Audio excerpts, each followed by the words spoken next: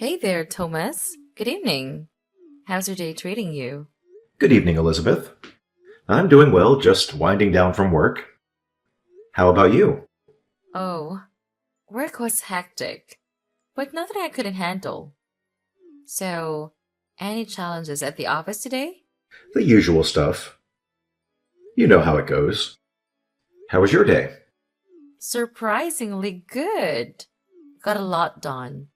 Do you have any plans for the evening? Just finished up at the office, thinking of heading home. Oh, perfect timing. You must be starving. Have you had dinner yet? Not yet. I'm a bit hungry, but I was planning on cooking something when I get home. Well, how about a change of plans? I'm free tonight. If you like, we could go out and have dinner. Do you remember the place by the station I told you about when we were on our date the other day? I found a new French restaurant nearby. It looks lovely, and I can't wait to try it out. A bit on the pricey side, but it's worth it. What do you say we give it a shot? That sounds tempting, Elizabeth, but I've got this craving to cook tonight. I've got something marinating at home. Oh, come on. I promise it's worth it. French cuisine is my weakness, and I'd love for you to join me. What do you think? Sorry, we only just dialed the other day. I don't want you to take this personally. I just really don't like spending a lot of money at restaurants on such a regular basis. I already prepared my dinner last night. I needed to leave it to soak for the night, so I was kind of looking forward to eating it for dinner today. I'm really glad you invited me, but I'll have to decline. Uh huh. You made something last night and you're eating it again today? Do you mean that you're going to eat leftovers? No, not leftovers. I prepared some beef last night, and I wanted to let it marinate. It might sound like a long process, but the result is worth it. Oh, really? Do you always make your own dinner? Yeah, I enjoy cooking, so I'm always trying out new recipes, and like the challenges of using up what's in my refrigerator to make dinner rather than going out to eat or buying some stuff. Food keeping is more efficient that way, to less waste and all. Anyway, when do you want to go eat at that new French restaurant? I hear the duck foie gras is delicious. You want to eat the dog for grass, right? Yes, I'd love to. Let's pick a day. I've been looking forward to eating there ever since I found out. Well, I'm afraid I'm still not sure what my plans will be for work next week, and appointments come flying in at the last minute, so I can't promise anything. I don't know when I'll have time to go out. Even though I'm saying I really want to go, I'd like to go sometime this week. I'm sure you can make some time for me. You don't want to disappoint me, do you? You want to go this week? That French restaurant is expensive, isn't it? Considering the ingredients used, the meal you specified is bound to cost a couple of $100s. Yeah, I think it was around that much. What about it? Is there a problem? It's not too expensive for you, is it? I haven't gotten my pay yet this month, so I'd prefer to go somewhere a bit more affordable. Like I said earlier, I don't really like spending a lot of money eating out. I'd be really grateful if you could respect that. I know a great tavern that's really cozy. We could go there. Are you serious? You're being stingy. You did not just invite me to eat dinner at a tavern. What do you mean? I'm not being stingy. I just like to spend my money wisely when it comes to food. I can't believe you actually just said that. You eat at taverns and you think that you're spending money wisely? Thomas, you said you're 35, right? You're 35, but you still don't have enough money to spare to take a girl on a date to a French restaurant before payday. Clearly, that's because you haven't been spending your money on stuff that's worth it up until now. So you want me to pay for the entire meal again, don't you? This is why I was trying to hint that I wasn't interested. What do you mean again? You paid for dinner last time because that's what guys should do. And you'll pay next time too because you'll still be a guy. If you don't understand something as simple as that, then that's why nobody wants to marry you. Maybe you should read How to Be a Gentleman for Dummies before we have our next date. How could you be so stingy over paying for a few $100s for a meal at a French restaurant? Every other guy in the world would be happy to pay that much. I had such high expectations for you, but now I'm really disappointed. I can't believe you turned out to be such a Scrooge. You're a waste of my time, and a piece of crap for denying me one lousy dinner at a French restaurant. Sorry I couldn't match up to your impossibly high expectations. I should have realized that you were no good when we went to that Italian restaurant on our date the other day. I was glad that you agreed to the restaurant that I wanted to go to, but you chose the cheapest course, didn't you? I checked the price on the website when I went home that night. It was the second to the last option on the menu. It's a universal rule that restaurants put their cheapest options at the bottom of the menu. Why would you do something that cheap on our first date? Huh? But you didn't even eat that course, so what's the problem? The second we sat down at our table and heard the way to explain the course, you told me that you couldn't eat a lot and asked me to change the option to a smaller but more expensive course. I had already made reservations, so I had to pay extra for the course that you asked for. Oh, you're just making excuses and being cheap. What's the big problem? So what if you paid extra? Do you really think that you can find someone who will marry you if you say stuff like that? You want to marry me, don't you? But at this rate, I don't think I'm hooked. My impression of you is only getting worse and worse. You'll have to do a bit better than that, or you'll lose all chances of getting married, ever. So let me give you a hint. You should never invite a woman to eat at a tavern ever again. That kind of place is for poor people. Why does it matter whether someone eats at a tavern or not? If it tastes good and I like the atmosphere, who cares how much the food costs? That's not the problem. The problem is that I deserve more than just a dinner at a tavern. You can't make me eat somewhere so common. Do you understand how embarrassing it would be for me if someone caught me eating in a place like that? I graduated from a famous private college, and I'm working in a major company as a private secretary. I'm the best at what I do and want me to leave my career to be a housewife for you. You'll have to provide more than that. You need to put effort into making me feel like a princess. Do you understand? No, I don't understand.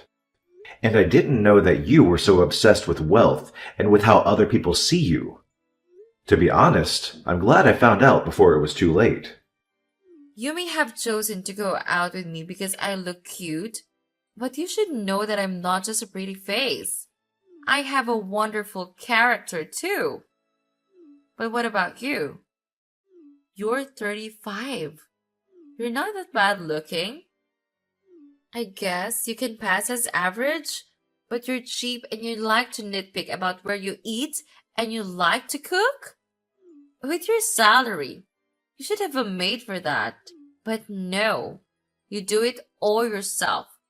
What are you, an old woman? I was shocked when you told me that you didn't want to go out to eat before your payday too. You should have enough money saved up now to go eat whenever you want. Why do you have a problem with spending money? I'm sorry. I didn't think he reacted this badly to how I spend my money in my free time. If you think that badly of me, then maybe we shouldn't talk to each other anymore. I'm not interested in going out to eat food with someone who will insult me for how much I pay anyway. I want to enjoy my meals with someone, not impress them with a more expensive meal in a fancy restaurant. Are you rejecting me? You've wasted so much of my time, and you're just going to give up on dating me? You can't do that. Well, I didn't mean to waste your time, but if that's what you think I've done, then maybe there's no saving this, or whatever this is. You're unbelievable. You don't understand how I feel at all. Can't you be a bit more sympathetic? I'm sorry about that. On top of that, you're saying at a speed dating party that you earn $100,000. Was all that a lie? Did you just deceive me so that you could date me? No, I didn't deceive you in particular. To be precise, I didn't earn 100,000, but I knew it! You're a liar. I'm going to sue the host of the party. You should be more careful about who they allow to attend. I'll make sure you can never participate in another party like that ever again. And with that speed dating, you'll never find someone to marry you. A liar like you doesn't deserve a second chance. You're already 35 and haven't already got a girlfriend that you might as well give up. There's no hope for you. Nobody will ever want to be with you anyway. That's your punishment for wasting my time. you say that I wasted your time, but we only had one date together after the speed dating event. And it's not like we spent a lot of time together that night either. We went out to eat at that Italian place and went home afterward. You're talking as though we'd been dating for weeks. Plus, you're the one to talk when it comes to age. You are older than me, aren't you? I can't believe you've asked a girl how old she is. You're the most horrible person ever. I get it that you're not a gentleman. But don't you have any manners? A girl. If you think that I'm old, then I think I have the right to argue that you are too old to consider yourself a girl. You said you were working at the Morris Corporation, right? I remember you said that you were a private secretary, huh? Yeah, so what? What does have to do with anything? I happen to know the senior vice president of that company. I got the chance to meet up and talk with him the day before yesterday. I had some really interesting stuff. What? How on earth do you know him? Where could someone like you possibly have met him? He informed me that there was no private secretary called Elizabeth Smith working there. What does that mean? You went on and on about me lying to you about my salary. But you lied to me about what your position is. Well, I'm not officially called a private secretary, but I do things that a private secretary is required to do. He can't have forgotten about me. You say that, but what kind of stuff do you do? You don't seem to have made a great impression on your vice president. Well, for your information, I checked schedules and prepared coffee for the people in the department. What else would a private secretary do? Really? I guess that's all you can be entrusted to do. Well, what's so funny? Nothing. I just thought that it's interesting that you're doing stuff that's usually left to the newbies. I would have expected a private secretary to be more involved and carry out more personal tasks that need more attention to detail than remembering how many sugars your employee wants with his coffee. Are you looking down on my work? Don't be so rude. I'm proud of what I do. It may seem unimportant to you, but it actually makes a lot of difference. I don't deny that even the simplest and smallest jobs are all part of the bigger picture. But if that's all you do, then I have some doubts about whether you're the best. I asked him about you. What? What did he say? He told me that he had heard a lot about you from your colleagues. Seriously? Has he been asking my colleagues about me? I wonder if he wants to go out with me. What else did he say? He says that you stand out a lot. He mentioned how you wear really flashy clothes, despite only ever working in the office. Yeah, well, I take care of the way I look. I'm always aiming to be my number one self since I'm so pretty. I guess that means the guys can't keep their eyes on me. He also told me that you used to be pretty. But now, because of the way you dress, even if you were in the sales department, it would be too embarrassing for the company to send you out to visit clients if you were dressed like that. He said that he thought you needed to be more aware of your own age. That's pretty much what you said to me. So how does it feel to have your poison spat back at you? What? He said that I was embarrassed? Why would he say that? I thought you said he was interested in me. I never said that, you just assumed. Anyway, the revelation hit me like a ton of bricks. As it turns out, you and the vice president entered the company in the same year. You, fresh out of college, and if the timeline matches up, then What's the big fuss? the puzzling part is it just doesn't add up. What's not making sense? Get straight to the point. Your age, or at least the age you proudly declared at the speed dating party. You confidently claim to be 38. But here's the twist. The senior vice president himself informed me he's 45 just the other day. So, are we witnessing some age manipulation tactics here? He's probably just got his facts mixed up. He didn't start right after college. He.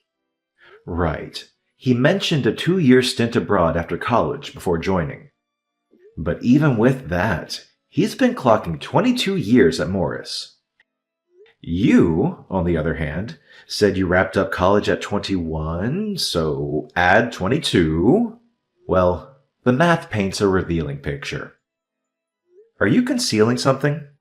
How dare you try to calculate the girl's age? You're so insensitive. You're not a girl anymore. If you'd just been upfront about your age, I would have respected that.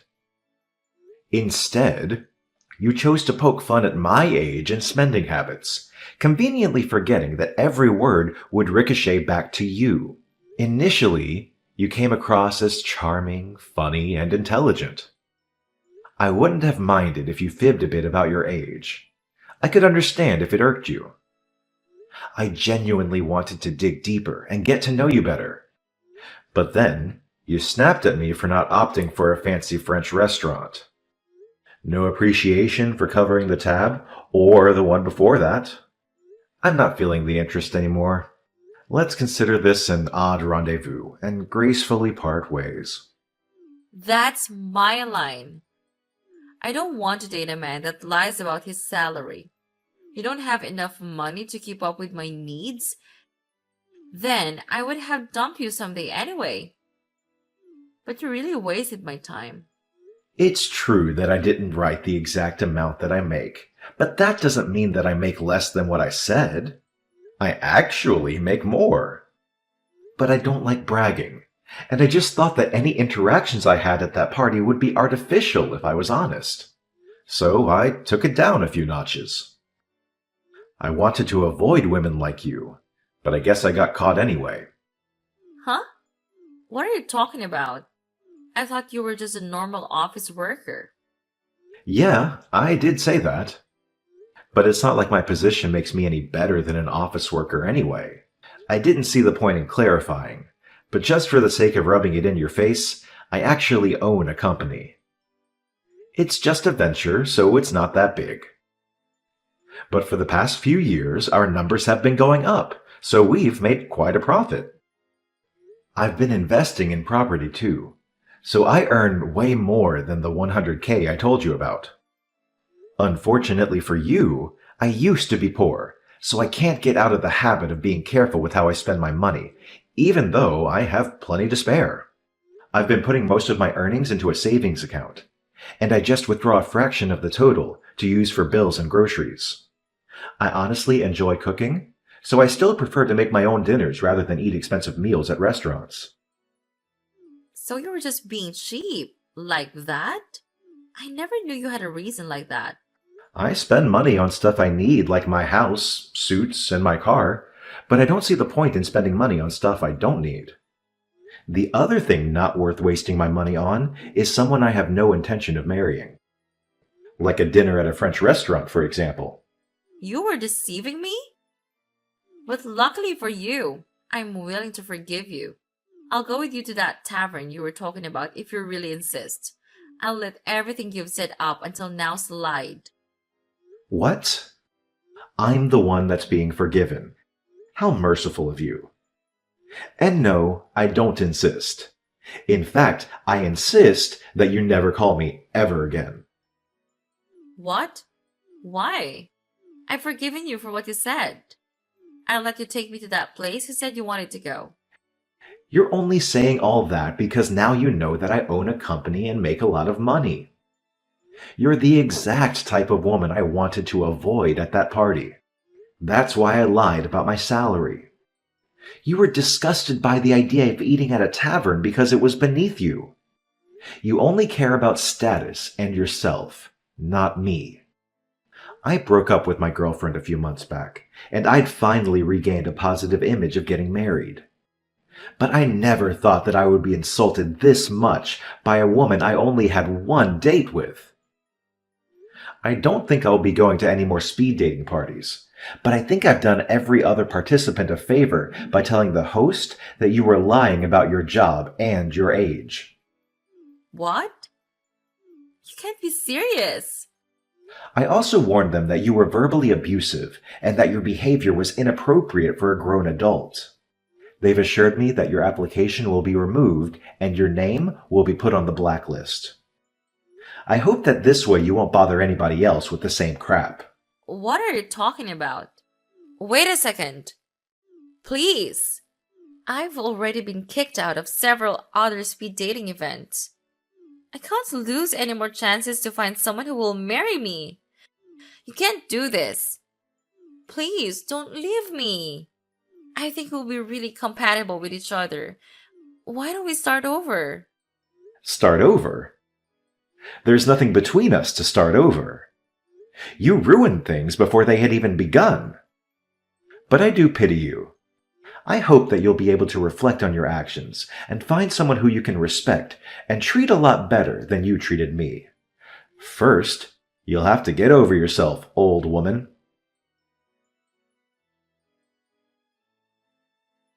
Thanks to my flagging Elizabeth to the event host, she got the boot from any other gigs hosted by the same matchmakers. I guess the senior vice president's remarks about her appearance hit a nerve, because she's been doing a whole wardrobe revamp and acting all subdued around her colleagues. Went from vibrant and patterned to monotone, fading into the background like she was trying to be invisible. Word is, she's going all out on her online dating profiles. But with her standards and personality, snagging someone pulling in a solid $100,000 annually is proving to be a real challenge. As for me, I've moved on. Found my match, and she's into the same stuff I am. Cooking and chilling at friendly, comfy joints instead of those uptight black tie places. Business is looking up, and I'm